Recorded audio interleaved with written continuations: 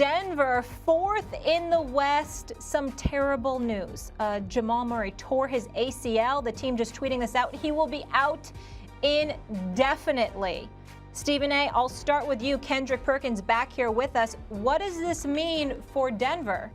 Well, I got to tell you, first thing, I was watching the game last night, start to finish, because I was watching that show Steph Curry was putting on.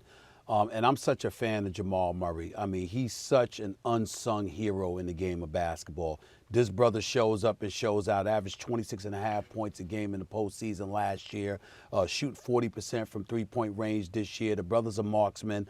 He can flat out ball, and my heart goes out to him. I'm just hoping and praying that he gets better, because the game of basketball is better when he's on the court.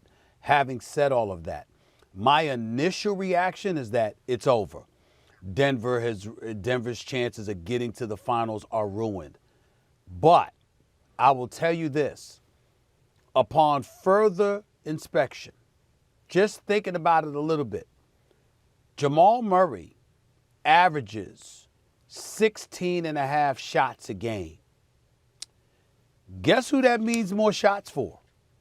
Jamal Murray being out means more shots for Will Barton, means more shots for Michael Porter. And I believe in both of those brothers. I believe in both of them. And when you combine that with the pickup of Aaron Gordon and the fact that you can choose, because remember, there's only one basketball. And you look at Aaron Gordon, and he just wanted to get out of a losing situation in Orlando.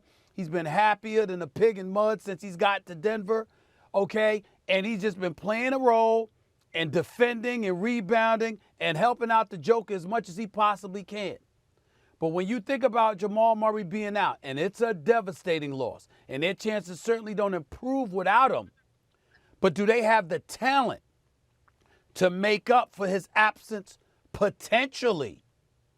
Yeah, because we've seen Michael Porter ascending, and we know what Barton can do. I wouldn't just rule out Denver.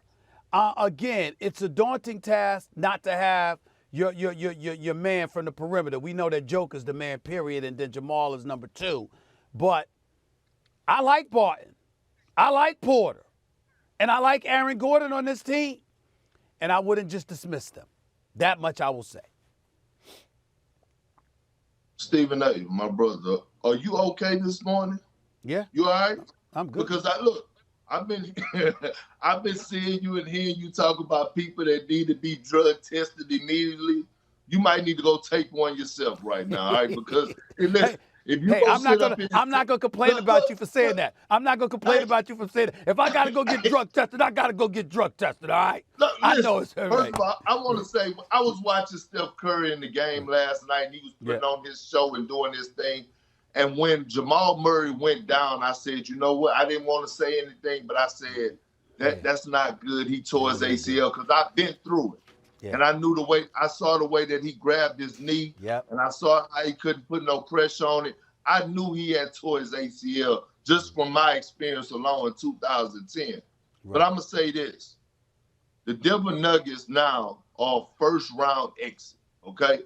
I am not putting any stock whatsoever into Will Barton or Michael Porter Jr. Michael Porter Jr. has great talent. He has great potential, but he still plays the game with a below-average IQ. I mean, watching him play the game of basketball is just very disturbing to me. His shot selection, in transition, pull-up threes, and just, being a defensive liability is just not good to watch. And Will Barton, I haven't seen him in 2 years. I haven't seen him step up to the plate in 2 years. And I know you got the big fella, big Jokic down low, who possibly could win the MVP this year, MVP candidate, the Larry Bird of this era, like the great Greg Popovich said.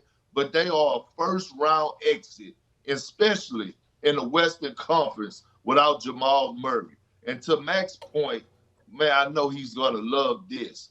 You cannot get up out of the West, or you cannot win a series without having that dynamic guard at that position to go get you buckets when it matters the most. And we saw last year when it mattered the most, when Jamal Murray was going head to head with Donovan Mitchell and they was going back and forth, and he ended up winning that battle to help them pull away from the Utah Jazz and win that series in 7 games.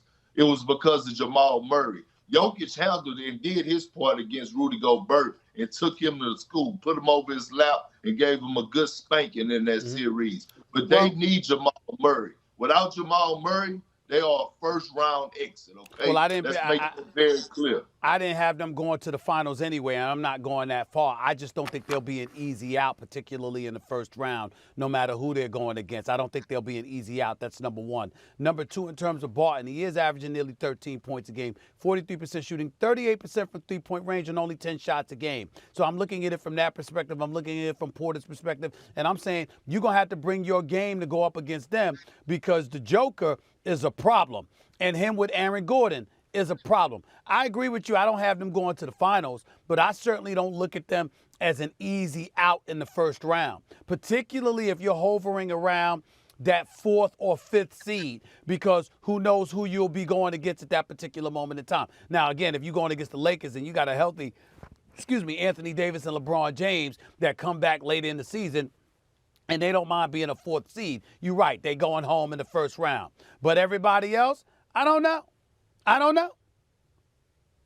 Stephen A., I mean, just think about it.